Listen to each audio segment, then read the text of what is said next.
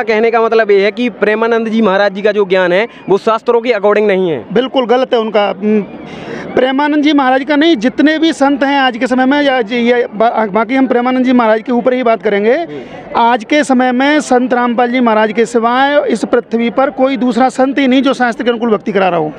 तो बताइए सर, अब आप क्या कहना चाहेंगे? इनका कहना है कि जो प्रेमानंद जी महाराज है वो शास्त्रों के अकॉर्डिंग जो है भक्ति नहीं बताते हैं, बताइए। नहीं देखो, ये बिल्कुल गलत बोल रहे हैं, ऐसा कुछ नहीं है। जैसे इन्होंने राधे राधे की विषय में बोला कि राधे राधे कोई मंत्र नहीं है, इस विषय में एक बहस भी हुई है।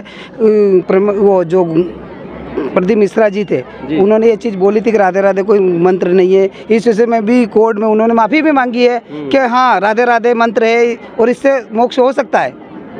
तो देखिए सर, इनका कहना है कि और भी जो संत हैं वो बताते थे कि इससे मोक्ष नहीं होगा, जो राधे राधे मंत्र है उससे मोक्ष नहीं होगा, लेकिन अब उन्होंने इस विषय में माफ़ी भी मांग ली है और उनने ये भी मतलब कबूल कर लिया है कि हाँ इससे मोक्ष हो जाएगा। तो इस विषय में आप क्या कहोगे? देखो सर, मैं इस विषय में यही बोलना चाहूँगा, ज़्यादा तो नहीं बोलूँगा। जैसे हम आज के समय में सभी पढ़े लिखे शिक्षित समाज हैं, जो ये वीडियो देख रहे हैं, सबसे भाइयों से निवेदन है, बहनों से निवेदन है कि आप ये विचार करो।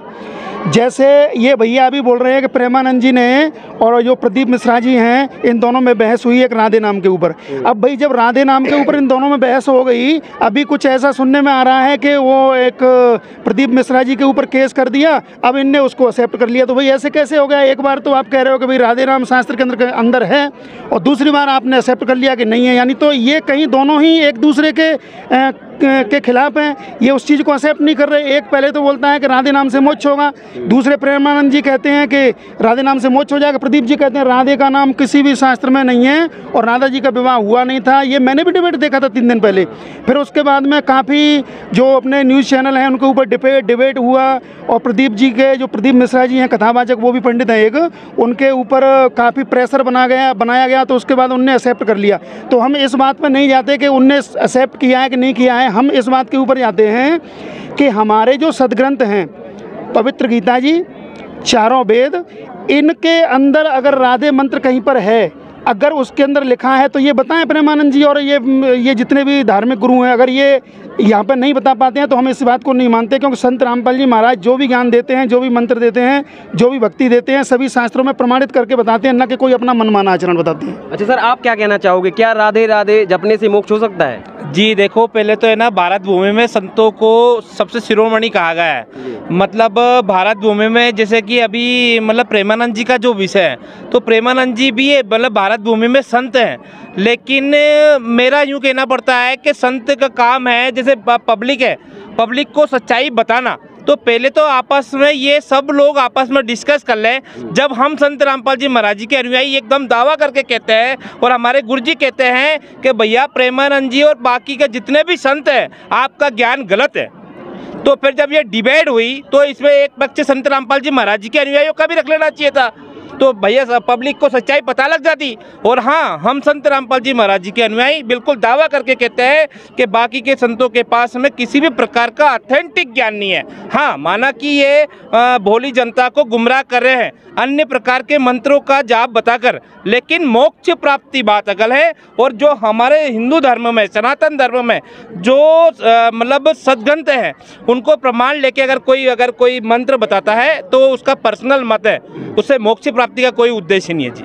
तो देखिए सर, इनका कहना है कि संत रामपाल जी महाराज जी के पास ही केवल मोक्ष मंत्र है। अब आप क्या कहना चाहेंगे? जैसा कि अभी इन्होंने बताया कि मंत्र के बारे में, ठीक है, अब हम इनसे ये पूछना चाहते हैं कि प्रेमानंद जी की इतने दिनों से किडनी खराब थी और आज भी वो जिंदा हैं, ठीक है, तो दोनों उनकी किडनी खराब थी और आज भी वो प्रचार कर रहे हैं अपना और अपने शिष्यों को ज्ञान बता रहे हैं, एक संत रूप में बैठे हुए हैं और आज भी वो मतलब सत्संग कर रहे हैं। उनकी दोनों किडनी खराब हैं, तो कुछ तो होगा उनके पास, तभी तो वो जिंदा हैं। जी देखिए, इन्होंने एक और सवाल खड़ा कर दिया है कि अगर प्रेमानंद जी महाराज जी के पास अगर कोई भक्ति विधि, कोई सच्चा मंत्र नहीं होता तो किडनी खराब होते हुए वो जीवित नहीं रह सकते। अब आप लोग क्या कहोगे इस विषय में? जी बिल्कुल, देखो साधु संत ऐसे ही नहीं बनते हैं। साधु संत कहना मतलब नॉर्मली बात नहीं है। ये बात नहीं नकार सकते कि मतलब प्रेमानंद जी कुछ नहीं है, वो इस देश की धरा पे मतलब बहुत बड़े संत है, वो बात अगल है। कि वो कुछ नहीं है, वो सब कुछ है, साधु संत है, लेकिन उनके पास में मोक्ष प्राप्ति का मंत्र नहीं है। और उसके लिए संत रामपाल जी महाराज जी ने सभी साधु संतों को मतलब 2011 में सभी साधु संतों को आमंत्रित किया था कि हम वापस मतलब वास्तविकता में मतलब समाज को एक दिशा दिखाएं, लेकिन उसमें कोई भी संत ने संत रामपाल जी महाराज जी के मतलब लाइव प्रोग्राम में नहीं आए। और उससे भी ये सिद्ध होता है कि इनके पास में मोक्ष का मंत्र नहीं है। और आज भी डिबेट में और टीवीओ के माध्यम से या संत रामपाल जी महाराज जी के विभिन्न मतलब चैनलों के माध्यम से मतलब संत रामपाल जी महाराज सबसे कहते हैं कि आपके पास में कोई ज्ञान नहीं है, आपके पास मोक्ष मंत्र नहीं है। और संत रामपाल जी महाराज विद प्रूफ करके मतलब शास्त्रों में सदग्रंथों में मोक्ष प्राप्त मंत्र देते हैं जी। अच्छा, आप क्या कहना चाहोगे? अच्छा, दूसरा ये जैसे अभी भैया ने किडनी के बारे में जो प्रश्न किया तो उसके बारे में हम ये बताना चाहेंगे इनको कि जैसे ये संत होते हैं, अभी भगत जी ने भी बताया, संत है या कोई भी मानव शरीरधारी प्राणी है तो वो पिछले जन्म जन्मांतरों में उसने कभी परमात्मा की भक्ति की हुई है, सत भक्ति, जो कि आज संत रामपाल जी महाराज करवा रहे हैं। ये सच्चाई है। जो भक्ति संत रामपाल जी महाराज के अनुयायी आज कर रहे हैं तो ऐसे ही ये कभी पिछले जन्म जन्मांतरों में ऐसे ही महापुरुष किसी संत की शरण में रहे होंगे परमात्मा की में। अब ये काल भगवान इनके उन पुण्यों का ये नाश करवा रहा है। उसकी किडनी भी खराब है, फिर भी इसकी इतनी अभी भक्ति है प्रेमानंद जी की कि ये अभी अपने ज्ञान को, अपने अनुयायियों को और जो देश की भोली वाली जनता है इनको काल के जाल में ठोक रहे हैं ये। लेकिन सच्चाई यही है कि इनके पास में सतभक्ति मार्ग नहीं है प्रेमानंद जी के पास में। तो देखिए, इन्होंने कहा है कि उनके पास जो है सच में ही वो सद्भक्ति मंत्र नहीं है। अब आप लोग क्या कहना चाहोगे? देखिए सर, ये जैसे बोल रहे मनगढ़ंत बातें बता रहे हैं, अगर उनके पास कोई शक्ति नहीं होती, कोई मंत्र नहीं होते तो बड़े बड़े IAS IPS उनके पास जाते हैं, वो मंत्र को समझते हैं। कोई वो बेवकूफ़ लोग थोड़ी है जो उनके पास जा रहे हैं। बॉलीवुड जाते हैं, बड़े बड़े IPS IAS बड़े बड़े अधिकारी जाते हैं। और यहाँ पर हम संत रामपाल जी महाराज के शिष्य के अलावा कोई न बड़ा अधिकारी आता, न कोई यहाँ तक पुलिस प्रशासन भी नहीं आता। और उनके वहाँ बड़े बड़े अधिकारी, पुलिस प्रशासन उनका बड़े चाहता के रूप में लोग उनका सहायता करते हैं, मदद करते हैं। यहाँ तक कि प्राइम मिनिस्टर, चीफ मिनिस्टर भी उनका सहयोग करते हैं। बल्कि यहाँ संत रामपाल जी लोग आते हैं, एजुकेटेड लोग वहाँ पे आते हैं। उनका एक बल बोला बहुत ज़्यादा प्रचलित है संत रामपाल जी महाराज को, जो हमने देख ही नहीं रहे। यहाँ तो एक सामान्य बात है। अच्छा सर, इस विषय में आप लोग क्या कहोगे? देखिए, इनका कहना है कि जो है उनके पास जो है बड़े बड़े VIP लोग आते हैं, बॉलीवुड के लोग आते हैं और जो क्रिकेटर्स भी आते हैं, बड़े बड़े IPS आते हैं। तो अगर उनके पास अगर भक्ति विधि नहीं होती तो उनके पास क्यों आते हैं वो लोग? बताइए इस विषय में। देखो सर, ऐसा है जी, ये कोई आध्यात्मिक मार्ग में ये कोई प्रश्न नहीं, लेकिन फिर भी हम जवाब देंगे इनका। जैसे हम अपने खुद के बारे में बता रहा हूँ, मैं भी खुद एक फार्मासिस्ट हूँ, मैं एजुकेटेड बंदा हूँ। मैंने मध्य प्रदेश से D फार्मा किया हुआ है, मैं फार्मासिस्ट हूँ। और हमारे जितने भी भाई बहन हैं इसमें ऐसा नहीं है, यहाँ पे भी बहुत एजुकेटेड लोग हैं जो कि अच्छे अच्छे पदों पर भी हैं। लेकिन जो पद होता है, जो शिक्षा होती है, वो एक अलग इशू है। लेकिन हमें इस बात से ये तुलना नहीं करना चाहिए कि वहाँ पे IPS जा रहे हैं या वहाँ पे कोई अधिकारी जा रहे हैं तो वो पूर्ण संत है।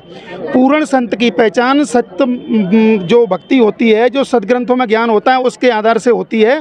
और ये कोई प्रश्न नहीं हुआ कि वहाँ पर वो बड़े बड़े अधिकारी जाते हैं तो पूर्ण संत है। एक पूर्ण संत की ये भी पहचान है जो परमात्मा ने अपनी वाणी में बताई है सूक्ष्म वेद में, जो पूर्ण संत होता है वो बड़े छोटे में अंतर ही नहीं देखता।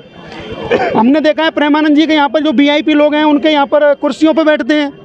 और संत रामपाल जी महाराज के आप समागम में आइए, देखो यहाँ पे इतना बड़ा समागम चल रहा है। यहाँ पे कोई बड़ा है, राजा है, चाहे रंग का है, कोई भी है, सबको एक समान दृष्टि से देखा जाता है। एक जैसा सबके लिए भंडारा, एक जैसा पंडाल, बैठने के लिए सब एक जैसी व्यवस्था। सब इनके क्वेश्चन का मतलब तो यही हो गया, मतलब यूँ कि भीड़ संत की परिभाषा तय करेगी या अध्यात्म का जो मतलब उद्देश्य है उसका भीड़ तय करेगी। किसके पास भीड़ ज़्यादा है मतलब वो संत का बताएगी कि कौन संत होता है। ऐसा नहीं है, संत अपने ज्ञान से और अपने मोक्ष प्राप्ति के मंत्र से सिद्ध होता है, सेल्फ, ना कि किसी भीड़ से जी।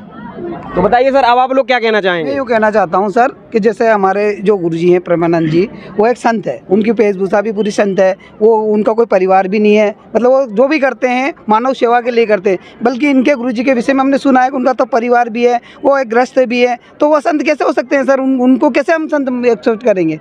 तो देखिए सर, इन्होंने एक बहुत ही बड़ा सवाल किया है कि संत ब्रह्मचारी होता है, लेकिन संत रामपाल जी महाराज जो हैं गृहस्थी हैं, उनके बच्चे हैं, मतलब वो पूरे फैमिली है उनकी, तो वो संत कैसे हो सकते हैं, इस विषय में बताइए आप लोग। नहीं, ये कोई विषय नहीं है जी, ये किसी शास्त्र में नहीं लिखा कि संत ब्रह्मचारी होता है। आप शास्त्र बताइए खोल करके, गीता में लिखा है, हमारी में, या चारों वेदों में लिखा है, या शिव पुराण में लिखा है, या देवी भागवत पुराण में लिखा है, या कहीं कुरान में लिखा है, या बाइबल में लिखा है, कहीं पर लिखा है, ये बताइए ना कि संत ब्रह्मचारी होता है। संत ब्रह्मचारी ऐसा कुछ नहीं है, केवल संत की एक ये पहचान होती है कि वो शास्त्र के अनुकूल भक्ति कराता है, और ये ब्रह्मचारी रहना या न रहना एक अलग इशू है। अच्छा, आप क्या कहना चाहोगे भाई साहब? जैसे कि भैया ने पूछा ब्रह्मचारी का, तो मैं यूँ कहना पड़ता हूँ, जैसे भैया भगवान राम को मानते हैं, भगवान ब्रह्मा जी को मानते हैं, भगवान विष्णु जी को मानते हैं, तो जिन भगवान को हम मानते हैं वो स्वयं तो ब्रह्मचारी है नहीं जी, और वो हमको यूँ कहेंगे कि क्या ब्रह्मचारी होना चाहिए? ये भाई साहब का अजीब क्वेश्चन है जी। है जो भगवान की हम साधना कर रहे हैं वो स्वयं गृहस्थी जीवन है, और वो ब्रह्मचारी जीवन का कैसे कहेंगे? और ये बिल्कुल गलत है जी। अच्छा बताइए सर। देखिए सर, इन्होंने ब्रह्मचारी वाली बात की है, तो हनुमान जी ब्रह्मचारी हैं, वो ब्रह्मचारी है ना।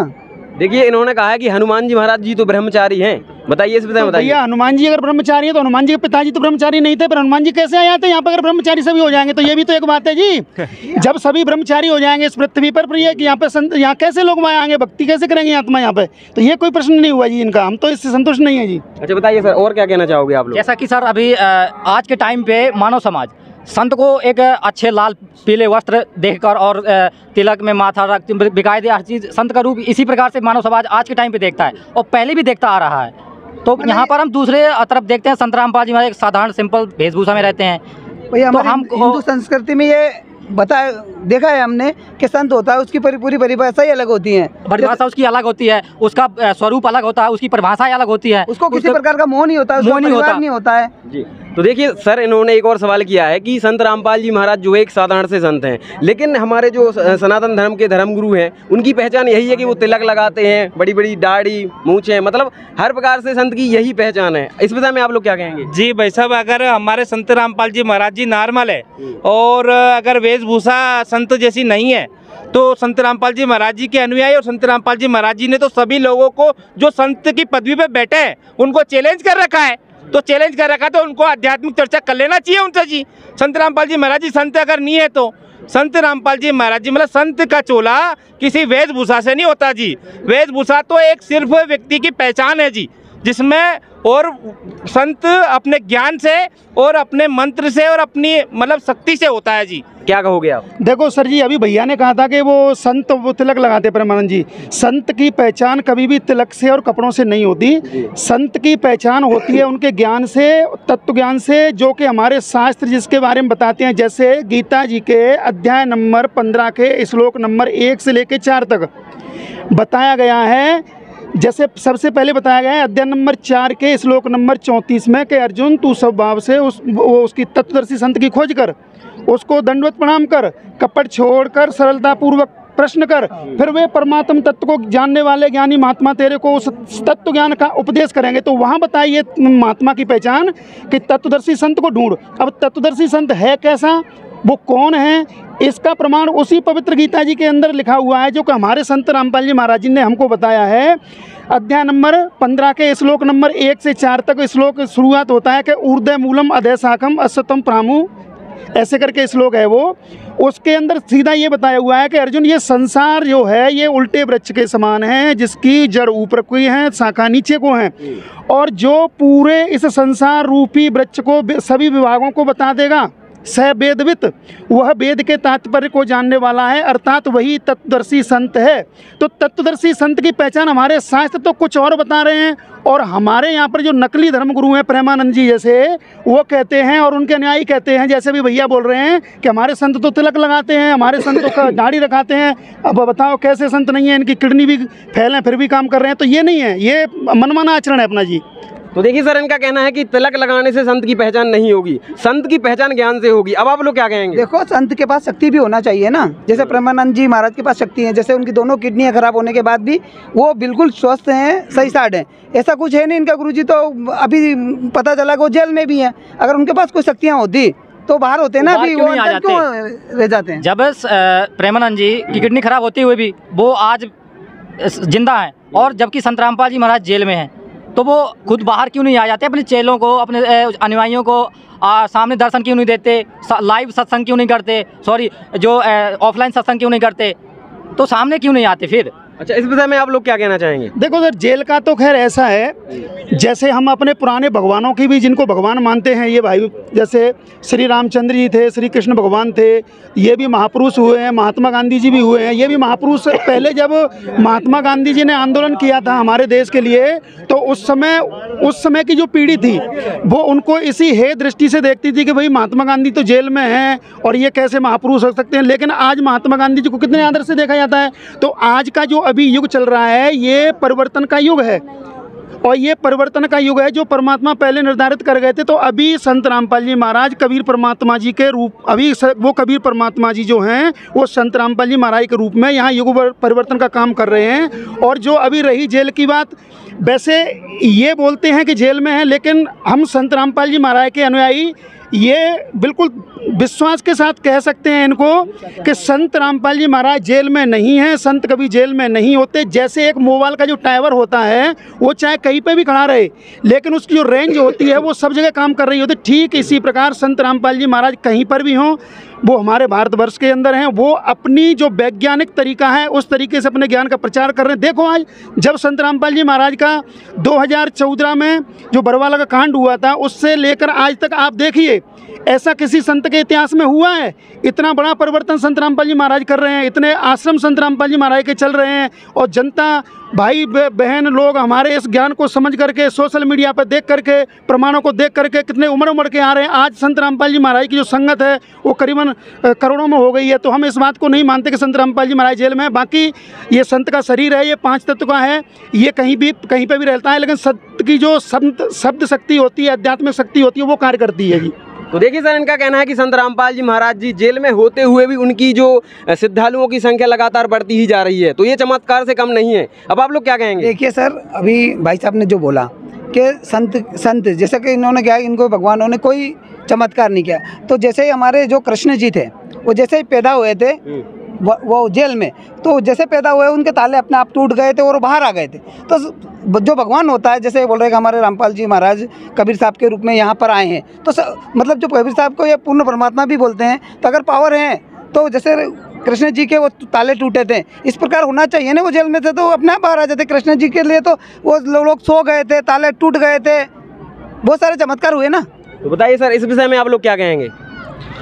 जी, ये कोई पैमाना नहीं है जैसा ये बता रहे हैं। जैसे कि इन्होंने बताया कि श्री कृष्ण जी के जन्म के बाद में ताले टूट गए थे, सब कुछ हो गई थी व्यवस्था। तो कहने का मतलब ये है कि कृष्ण जी का जैसे जन्म लिया था उन्हें, तो उस समय मथुरा में जैसे कंस को पता चला था सारी ये, तो कंस ने इतना अत्याचार किया था कि छोटे छोटे बच्चों, मासूम बच्चों की हत्याएं की थी। तब कृष्ण जी ने उनको क्यों नहीं बचाया? क्योंकि एक समय निर्धारित कर रखा था, उस समय पर आकर कृष्ण जी ने सबको फिर उस कंस को मारा। इसी प्रकार संत रामपाल जी महाराज है, अभी गेम जारी है, बहुत कुछ चेंज होना है, बहुत कुछ चेंज हो रहा है।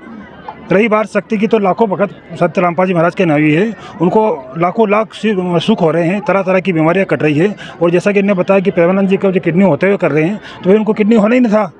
अगर शक्ति समर्थ होते वो तो किडनी की बीमारी होना ही नहीं था उनको। अच्छा, आप लोग क्या कहेंगे? अच्छा, मैं थोड़ा प्रेमानंद जी के बारे में एक चीज़ और बोलना चाहूँगा। अभी 15 दिन पहले मैं ऐसे ही यूट्यूब चला रहा था, तो उस पर एक बहुत ही वृद्ध आत्मा और उसके प्रेमानंद जी के उसमें आई थी, वो बेचारा, और रो रहा था, उसके आंसू टपक रहे थे, और वो ये कह रहा था कि मेरे को महाराज जी अब जीना नहीं है इस संसार में, और न मेरे को संपत्ति चाहिए, न मेरे को लड़का चाहिए, न मेरे को लड़की चाहिए, न मेरे को पत्नी चाहिए, मेरे को कुछ भी नहीं चाहिए। तो उनने पूछा, अब आपको क्या चाहिए? बोले मेरे को केवल मोक्ष चाहिए, केवल मोक्ष चाहिए, मेरे को ये बताइए मेरा मोक्ष कैसे होगा। और भी उनके श्रद्धालु थे। जब मैंने उनके प्रेमानंद जी के उस बेचारे भोले वाले पुण्य आत्मा का जब मैंने वो देखा उसका, तो मेरे को जो प्रेमानंद जी ने उत्तर दिया उसको देख करके बड़ा अफसोस हुआ कि देखो ये हमारे भोली वाली आत्मा है, कैसे परमात्मा के लिए भटक रही हैं, और ये नकली उनको कैसे बेवकूफ़ बना रहे हैं। उनने क्या उत्तर दिया प्रेमानंद जी ने? आपका मोक्ष हो जाएगा, कोई दिक्कत नहीं, नाम जपो। तो उनने बोला महाराज जी क्या नाम जपें? वही जो अभी भैया कह रहे थे कि राधे नाम से काम चल जाएगा, यही नाम उनने बता दिया कि राधे नाम जपो, आपका मोक्ष निश्चित है, आपका मोक्ष हो जाएगा। मैं वो उनका जो देख करके मेरे को बड़ा अफसोस हुआ कि हे परमात्मा, इन संतों ने, प्रेमानंद जी जैसे ने, देखो कैसे डुबो रहे हैं इस जनता को। कोई प्रमाण नहीं, कहीं लिखा नहीं। और बताओ राधे नाम से मोक्ष कर रहे हैं, ये मोक्ष राधे नाम से कैसे हो जाएगा भाई। मैं इस डिबेट के माध्यम से सभी जितने भी आज इस डिबेट को देखने वाले हैं सबसे हाथ जोड़ के विनम्र प्रार्थना करूंगा, अगर इन नकलियों से प्रेमानंद जी जैसे बचना है, सत्य भक्ति करना है, मोक्ष प्राप्त करना है, ऐसी बहुत सारी आत्माएं होंगी इस संसार में जो बेचारे केवल परमात्मा प्राप्त करने के लिए भटक रहे हैं, तो वो केवल आज के समय में संत रामपाल जी महाराज का सत्संग सुने। साधना चैनल पर चलता है, श्रद्धा चैनल पर चलता है, और ज्ञानगंगा पुस्तक लीजिए। सभी पुस्तकें यूट्यूब पर सर्च करो, फेसबुक पर सर्च करो, परमात्मा के समागम में आइए। ये मत सोचिए कि संत रामपाल जी महाराज कहाँ पे हैं, जेल में हैं, ये कुछ नहीं है। इनने मूर्ख बनाने के लिए, केवल मूर्ख बनाने के लिए, परमात्मा को, केवल परमात्मा की आत्माओं को परमात्मा से दूर रखने के लिए सब ये षड्यंत्र के तहत खेल किया है। लेकिन परमात्मा सब कुछ जानता है। मेरी सबसे हाथ जोड़ के प्रार्थना है कि आप संत रामपाल जी महाराज के शरण में जल्दी आइए, जितना लेट होंगे उतनी ही पछताएंगे जी। देखिए सर, इनका कहना है कि अगर मोक्ष चाहिए तो संत रामपाल जी महाराज जी का सत्संग सुनना पड़ेगा, उनसे नाम दीक्षा लेनी पड़ेगी। अब आप क्या कहना चाहेंगे? देखिए सर, हर संत यही बोलता है कि हमारा जो मंत्र होता है वो पूरा मोक्ष के लायक होता है। जैसे हमने बोला कि प्रेमानंद जी महाराज जो बोलते हैं राधे राधे मंत्र भी मोक्ष का ही है, वो कैसे गलत बात है। अपने शास्त्रों में उसका प्रमाण भी कहीं कहीं बहुत जगह आता है। जैसे ये बता रहे हैं, ये कुछ चीज़ें छांट के बता रहे हैं, एक दो जगह बता रहे हैं। जैसे गीता में भी एक ओम मंत्र का जाप है, बस और कुछ नहीं है। इनके गुरुजी कौन सा मंत्र देते हैं, क्या देते हैं, ये हमको थोड़ी पता है। अब ये बोलते हैं कि हमारा मोक्ष मंत्र है, हम कैसे मान ले ये चीज़ को। बात ये भी निकल के आ रही है कि इनके गुरुजी संत रामपाल जी महाराज टॉपिक बाय टॉपिक और हाईलाइट करके श्लोक अध्याय दिखाते हैं, और ये एक तरफ से क्यों नहीं दिखाते? गीता, वेद, पुराण, उपनिषद जो भी 18 पुराण हैं, ये एक तरफ से क्यों नहीं दिखाते, हाईलाइट क्यों करते हैं? मतलब छोटी छोटी चीज़ें बताकर हम लोगों को भ्रमित करते रहते हैं। मतलब ओरिजिनल चीज़ें दिखाते नहीं है। बस इनको जो इनको पसंद आई वो दिखा दी, बाकी चीज़ें दिखाते नहीं है। दूसरी बात ये है कि इनके गुरुजी क्या मंत्र देते हैं हमें पता भी नहीं है। दूसरी बात ये है कि राधे राधे मंत्र गलत है। ये कहाँ प्रमाण लिखा, कौन शास्त्र में लिखा है राधे राधे मंत्र से मोक्ष नहीं होगा? इसका प्रमाण कहाँ है? सर, इनका कहना है कि देखिए ऐसा कहाँ लिखा है कि राधे राधे जपने से मोक्ष नहीं होगा। वही तो चक्कर है जी, नहीं लिखा कहीं पर, राधे नाम मंत्र है ही नहीं कहीं शास्त्र में। अभी एक राधे के ऊपर एक ये तो प्रेमानंद जी, एक अनुराधाचार्य भी हैं, अनुराधाचार्य जी, उनका भी एक ऐसे ही कोई अनुराधाचार्य जी एक स्टेज पर बैठ करके कोई ऐसे इनका सभी का चल रहा था डिबेट आपस में, तो एक संत ने, उन्हीं के साथी थे, कोई उनका नाम मेरे को ध्यान नहीं है अभी, उन्हीं ने टोका था कि भाई आप इसके अंदर ये राधा शब्द पढ़ रहे हो, ये राधा इसमें है ही नहीं, इसमें आधा लिखा हुआ है। तो वो अनुराचार्य जी उनसे कहते हैं कि नहीं नहीं इसमें लिखा हुआ है, तो उन्हें बताओ।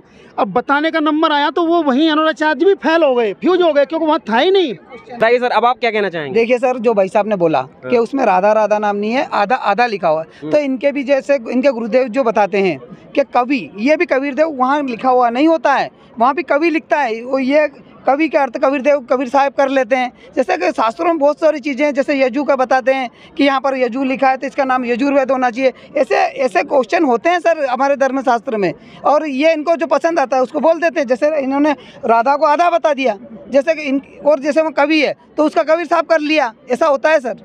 देखिए सर, इनका कहना है कि संत रामपाल जी महाराज जी वो भी जो है श्लोकों का जो है तोड़ मरोड़ के पेश करते हैं। इस विषय में आप लोग क्या कहेंगे? जी भाई साहब, मैं इनकी बात को बिल्कुल मतलब नकारता हूँ। संत रामपाल जी महाराज जी ने ऐसा कोई ज्ञान नहीं बताया है कि जिसको तोड़ मरोड़ के बताया हुआ है। जी ये बोलते हैं जैसे कि मतलब इन्होंने मतलब हाईलाइट करके बताया है। संत रामपाल जी महाराज जी ने कुछ प्रमाण हाईलाइट करके दिखाया है, लेकिन उनका पूर्ण ज्ञान समझने के लिए उनने जो गहरी नज़र में मतलब पुस्तक लिखी, गहरी नज़र में गीता, उसको पढ़ना होगा। और रही बात इनके राधा मंत्र की, तो राधा मंत्र कहीं पे भी हमारे हिंदू धर्म के किसी शास्त्र में ये बता दे। और मोक्ष प्राप्ति के मंत्र हमारे श्रीमद् भागवत गीता में लिखे हुए हैं, अध्याय नंबर 17 के श्लोक नंबर 23 में ओम तत्सत इति निर्देशाय लिखा हुआ है। जब उसमें बिल्कुल क्लियर कर चुके हैं कि ये 3 मंत्र ही मतलब मोक्ष प्राप्ति के मंत्र हैं, तो फिर राधा नाम कैसे जी? तो देखिए सर, इनका कहना है कि गीता जी में राधा नाम जो है कहीं है ही नहीं, ओम तत्सत कुछ इस तरह से बताया इन्होंने, वो जो है जाप के मंत्र हैं। अब आप लोग क्या कहेंगे? जैसा कि इन्होंने बताया, अब हम इनसे जानना चाहते हैं कि जो इन्होंने जो मंत्र बता रहे हैं, तो हम कौन से वेद में इस मंत्र का जानकारी लें? ऐसा कौन सा वेद है जिससे हम इन मंत्रों को जानें?